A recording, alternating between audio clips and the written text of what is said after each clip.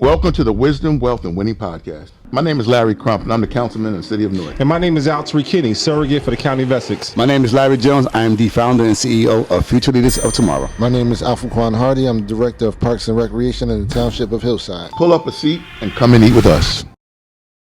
Real love looks like peace, joy. What I grew up in, what my parents had for 46 years. To me, real love looks like mutual respect, mutual love, and mutual caring about each other. Unconditional commitment to one's outcome without looking for anything in return. What do you mean when you say that? So I was a high school student. I was at Weequahic High School, and I went to a program called Quest Youth Services years ago. And it was founded by two individuals, Mr. and Mrs. Carter. And Mr. Carter was an older guy who said to me, he answered questions for us, for a lot of young men who weren't being raised by our fathers at the time. And he said, well, love is this. He said, love is a commitment to an outcome. And I asked, well, what does that mean? He says that when you love someone, you actually want to help them achieve their life's mission or their life's goal without asking for anything in return. And without cameras around, without pumping yourself up, you actually committed to that person's development, to their outcome, to what they're trying to achieve. And so when I look at love, it transcends whether it's a relationship love in terms of myself and my wife. It transitions to, how I love my children. It transitions to the love that I've demonstrated or received from you as friends and people I've met along this journey. And so to me, love has always been like a commitment to an outcome. When you came to my mom's funeral, to me, it meant something because you recently lost your mom as well. And when you came to the house and you were there when my mother transitioned, you didn't do it for yourselves. You did it because there was sincere, genuine friendship, a brotherhood that transcend whatever we believe at that particular moment. So you were committed to me, and I felt that. And so because of that, I think that love is something that's sacrificial, as you said earlier, or is something that you're committed to regardless of where you are in your stage of your life. So that's why I always said it that way. I like the way you said that because I like the way you differentiated between, but when we hear black love, we hear just a man and a woman in a marriage or in a relationship. But I like the way you separated that and said black love is more than just that. It's about the love of your family, the love of your children. I think that's extremely important. I have a question though, the outcome, right? So when you reach, let's just say the destination. Sure. What happens after that? Right, because let's just say you're for a parent until your children gets to be an adult. Yeah. Does that love continue to keep going? You understand what I'm saying? Like, because that outcome. Yeah. What if that person either doesn't reach that outcome or they do reach that outcome? Does that love goes beyond that outcome? Well, I think that love, even if you don't reach your outcome, is energy, right? Yeah. And so, like you are in the clergy, and so Christ is not just felt in that vessel; it transcends. So when you feel Christ, like the people around you feel Christ, right? Or what Christ's presence is available. And so when you feel love, you transfer love to other people. And so even if you don't meet your outcome, the outcome isn't about your actual destination; it's the journey that I think, right? Yeah. And so I think that. Even if I never achieved what I thought I wanted to be in life, you would never say I didn't feel love when I was around him. And I hope I never feel that same way when I'm around you. And that's why I think that love is transferable. And it's not about a specific outcome. I just think it's about a journey. And so for me, it's always been about, if I'm walking this line in my life, do I feel protected? Yes, because I'm around people who love me. Do I feel inspired? Yes, because I'm around people who love me. Do I feel like if I say or do something wrong, I'm around people who actually love me to tell me when I'm wrong or encourage me to do something better? And so I think that even if I don't meet my journey, it was never about that specific outcome. It was about the journey itself. And that's why I say love for me has always been transferable. It's always been an emotion. It's been an energy, but also you have to see it tangibly. And you can say you love me, but if you don't feed me, clothe me, support me, celebrate me, pick me up when I'm down, when I'm depressed, give me your ear, I think to me that's just the inadequacy of love. Also, thinking about it, it made me think. Listen to what you're talking about. It made me think about love is also pain. It is. Because think about the outcome. If you expecting or want somebody to be great and just do or achieve a certain goal, and they don't meet the expectations for whatever reason, and they're not living up to their standard or the standard you believe they should be living up to, you're hurt because you don't see you see so much more in a person or so much more in a group, and things are not happening the way that we think it could happen. Sure. It begins to bring pain because the pain, the love that you have for that person, and you seeing that person not achieve or accomplish the goals that they may even have for themselves, creates pain. Yeah. And that love, because you love someone so much that their inability to meet their own goals brings you pain. So I have a brother that is an amazing person. My youngest brother. He's an amazing person, caring, loving individual, but he's living well beyond the way he should be living. Sure. Like he has so much, he's talented in so many different ways, but there is something that's over him that he can't see the talent and he can't see his worth. So he's living, my mom don't like it, none of us really like the trajectory that he's going on and he's living in, but he's grown, he makes his own decision, but we know that there's more that could happen from that and that could happen in his life. So that in itself brings pain because I know and we all know that he should be doing way better, should be doing much more for himself, but he's not. And he has a support system around him that will support him and love on him and encourage him. But there's something that's blocking his path that can genuinely receive that type of love or that type of affection without him feeling that there's an alternative motive behind it. Yeah. So. It's ironic that you're talking about it like this. This past week, I had a conversation with my daughter, which I was really stern with her, and she was a little upset with me. And I said, the reason is because I see more in you. I see the potential in you that you can do more and be more, but you're not really trying. Yeah. And because of that, it was painful to me. Not succeed where I know she could succeed. Yeah. So, it made her feel better because at one point she was upset with me because she thought I was just being, mean to her or just, saying things to her. But it was because I know you can do better. Yeah. And it hurts. It hurts me in general to talk about pain when I have people that I love not living up to their achievement, whether it's my kids that I was the taskmaster during COVID at school because I was on them. You got to study, you got to study, you got to do this.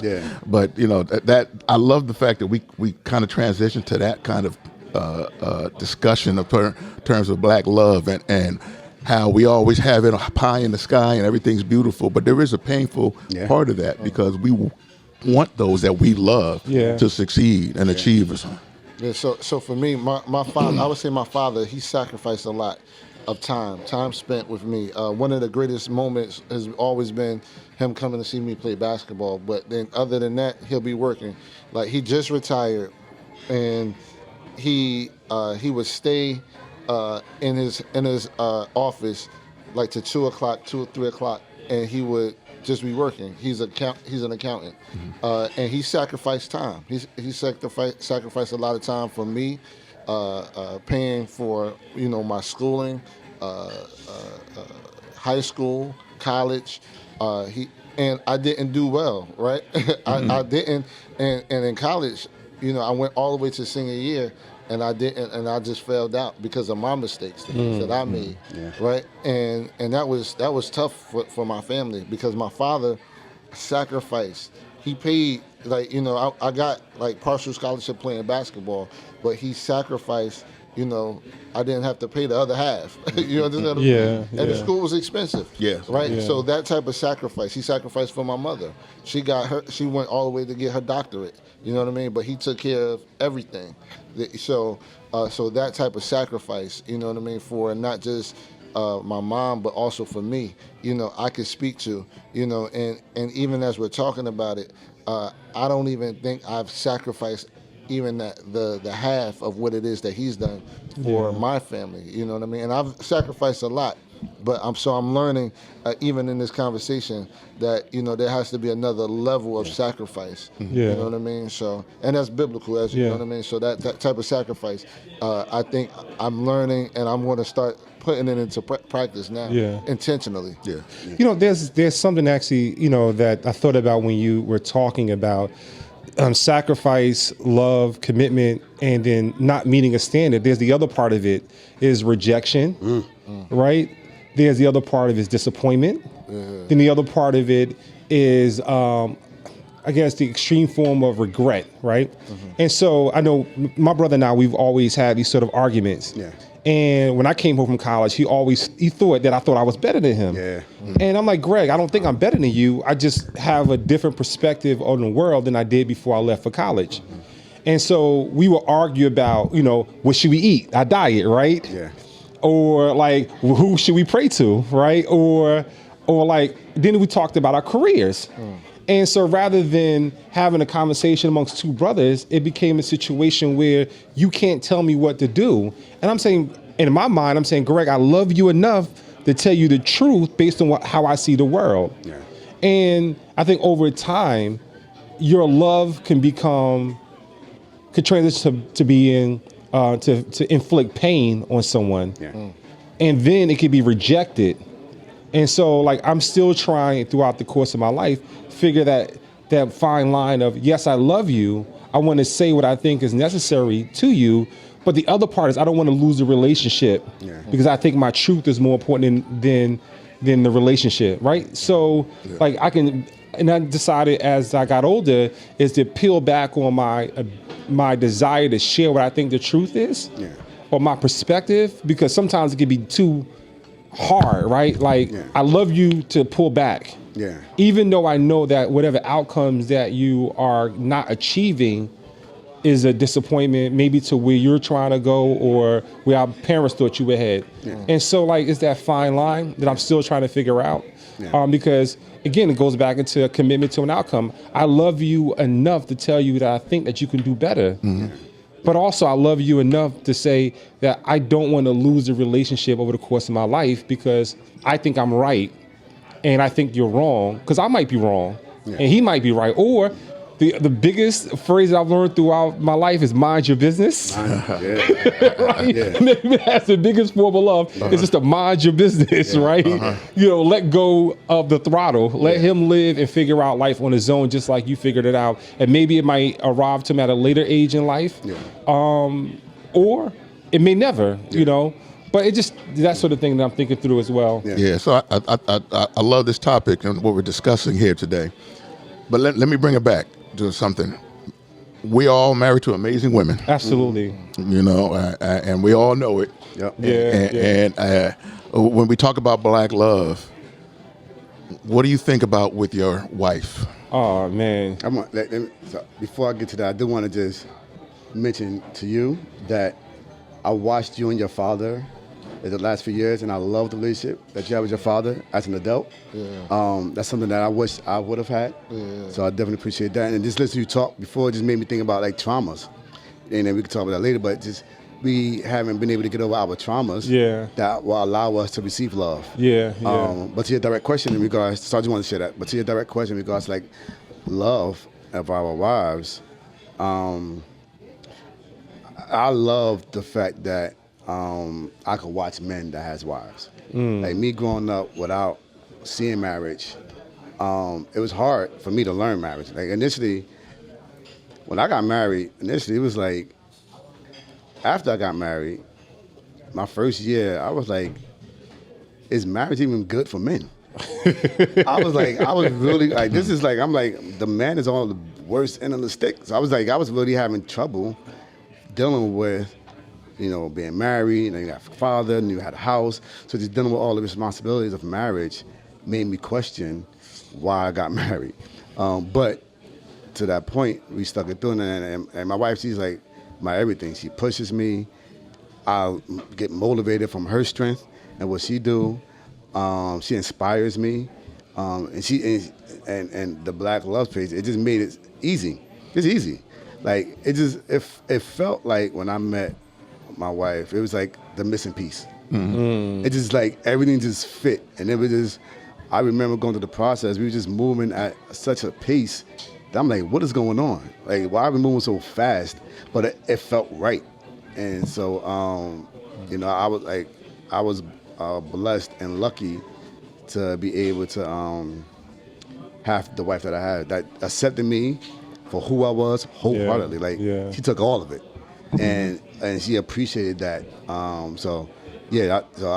lucky enough to have a wife that with that type of skill set, education, and ability to still be so down to earth. Yeah. And that's kind of hard to find when you're out here looking. Yeah. So for me, I want number one. I'm gonna have to do this on camera because he'll never let me down. He introduced me to my wife. Yes, I did. Yes, I did. Yes, sir. So I saw something. So we'll probably talk about that story, but in getting to know my wife, number one, I think her accepting me, right? Dated, so I'm divorced. I have 4 children prior, all by the same, woman, but that in that dating space is like, bro, like, that's the stuff, because it comes with judgment, and then, it comes with rejection, right? And then for her to accept me, I think for me, man, that was just amazing at the quality and the level of who she is, right? My wife, she travels, she has awesome friends, like, she created a space and a life for her, for herself. And, so for us to share that life now has been amazing, right? And just to learn, right? Just to learn her to learn me. And like I said, for me, it's the biggest thing has been the acceptance. Yeah. You know what I mean? Like accepting, my past, me being divorced, and then us being able to grow and build together. That's been amazing. And then us, we have some little bumps in the roads. Yeah. We all do. We all do. But you ain't driving if you ain't shaking there, brother. But that's been amazing. Yeah, man. It's good. So I think for me, I got lucky. I think it was probably one of the lowest points in my life because, as Larry would tell you, that we actually, when you're in a political space and you have certain positions you hold, you at your highest peak. And so I served as an aide and deputy mayor for the city of Newark. And then a year later, I found myself between jobs with no job because there was other things happening throughout the universe that was impacting my employability. And so I was actually going through a foreclosure when my wife and I met one another. And I remember this picture in my head where my wife was helping me move stuff out of my house. With a hat on, but she had this giant smile on her face. And so I'm thinking, as you talked about judgment, I'm thinking she's gonna say, I found a broke guy. I need to figure out how to get out of it.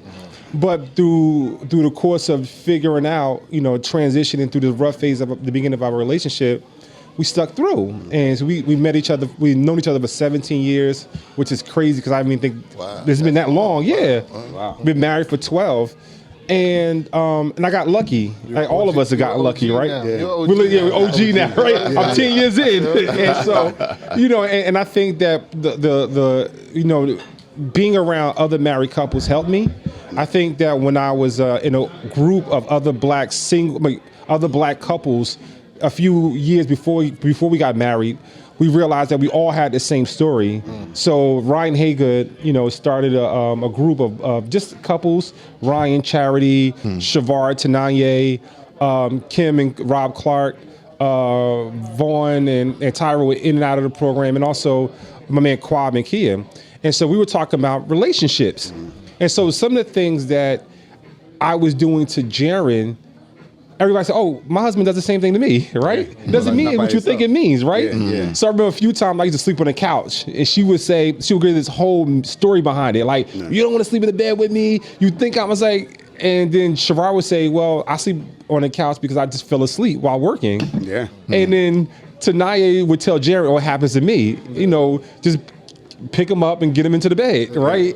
And so like when you hear stories of being around black couples who intentionally want to be together, I think that gives you information as to how you navigate your relationship, to realize that we all go through pits and valleys. We go through rocky moments, but the question is that you don't leave. You know, you stick it through. Don't leave. You know, you don't leave, you don't stick it through, and you don't scorn. And I think that's one of the things that I've learned through my relationship in terms of black love is don't scorn your partner. Larry, That's what about great. you? So, you know, I always say that Zelma came into my life when I needed her to. Yes, sir. Perfect. You know, and I tell her, and she'll remind me. She saved me. She saved me because I was coming out of something that wasn't good. Yes. A healthy relationship. It was very unhealthy. And you know, yeah, really. When I look back at it, it really was. And she really was there for me from day one. And the crazy part about it is, you know, I'm usually a private person, but I was very public with our relationship. In fact, I put it on Facebook, and full transparency. I got a few phone calls. They're like, "Oh, who is this?" Does that mean I'm out? Oh, yeah. Exactly what it meant. Exactly what it meant. If you thought you were still in, no, you weren't. So you know, it was very public and very quickly public. You know, and you know, we've grown. We've had our issues. We have and everybody knows a 12-year difference in our ages. Sure. And so, and I was setting my ways at 40 when I got married in my early 40s. So, but I've learned what love is, and it's not about judgment. It's not about. That's not the way I would do things. Yeah. It's about learning to accept somebody for who they are. Yeah. Yeah. And learning to know what you can grow and do together. That was important to me about love with Zelma. She's it. You know, we you know, everybody, we got rocky times. Yeah. But I always tell her, I said, look, I'd rather have, there's a song too about it, I'd rather have bad times with you than good times with anyone else. Yeah. Come on, talk to her, brother. I really, really believe that. Yeah, You know, even though I don't sleep on the couch, that's one thing we don't do. We don't do couch. Yes. You know, if you on the couch, get up. Get up. Yeah. Yes, sir. Yes, Get sir. in that bed. I don't care how mad I am. Yes, I may turn my back to you. Yeah, but you gonna get in the bed. But you gonna get in the bed. Absolutely. So it's a beautiful thing, Sometimes the couch man. is so much more comfortable. And you know what's funny? And then she joins me on the couch, right? It's a move over. That's So right. can not I bad just speak either. to that couch thing real quick? So I was divorced. So for me, I would sleep on the couch for that comfort. And then when I got married, I would still do that. Yeah. Out of habit, Yep. and I had to like relearn and enjoy, you know, just laying in the bed next to my wife in a great way. It was an amazing thing, but I was still working through, like, it was kind of unreal at first, and then I had to work through the trauma, and then then we could start getting better in that. In that space. That's good. That's how, I mean, to me, that's what black love is. You grow together. Yeah. And we've said a lot of things here today about what black love is, about how important it is. And it's also, let me say this, it's important that we show it out in the public. Sure. Yeah. You know, a lot of times people don't even know that the families are together, or they talk about it. You know, they put a narrative out there about black families aren't together. Yeah. There's no black love, you know, but there really is. And I appreciate, like, with Black Couples Day, and things like that. You know, we talk about, this is the core four right here. Yes, sir. Yes, sir. We all went to New York. Yes, sir. And had a great time, and our relationship grew. In fact,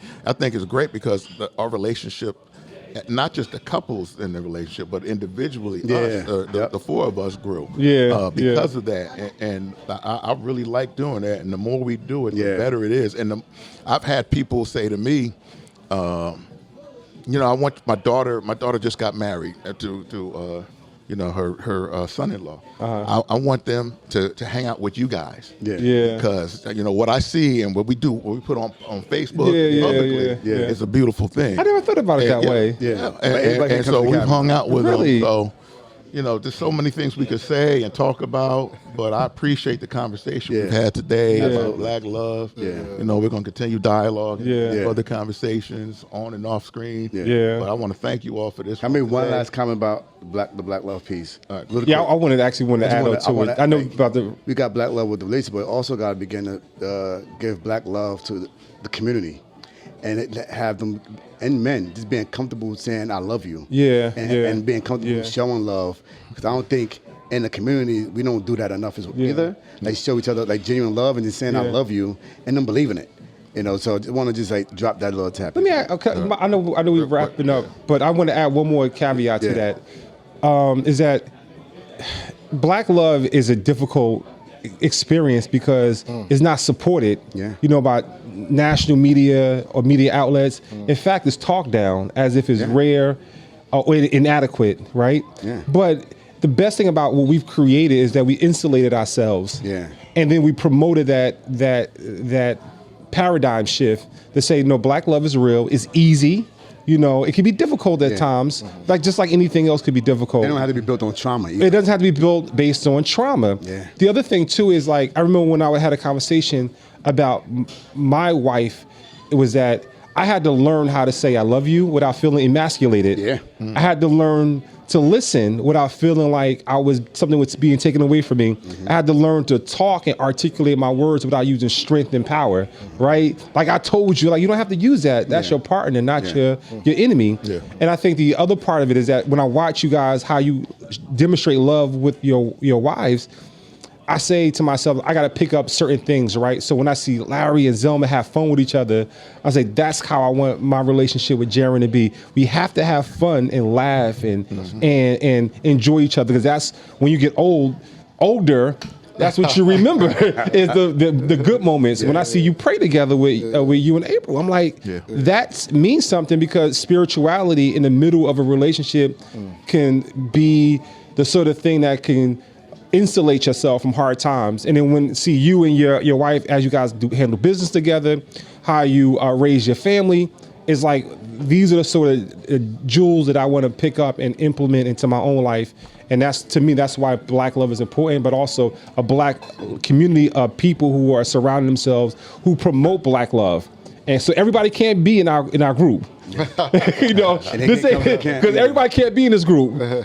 How you talk about your wife is and how you talk about your spouse determines whether you're going to be with us. Because I don't really want to hang out with people who don't hang out with their spouse or even celebrate their children. Like, we can't, what do we have to talk about? So I just wanted to say that. Appreciate it. We got to wrap this up. I know, Council President. We got more episodes. We got a lot more to talk about. Yes, sir. Absolutely. Yes, sir. But thank you all again. Appreciate it. Thank you. Appreciate it. As you can see, things get personal here. We talk about our families. We open up. We share with you about our lives. Make sure you join us for the next sit down. And don't forget to rate, follow, subscribe, and share.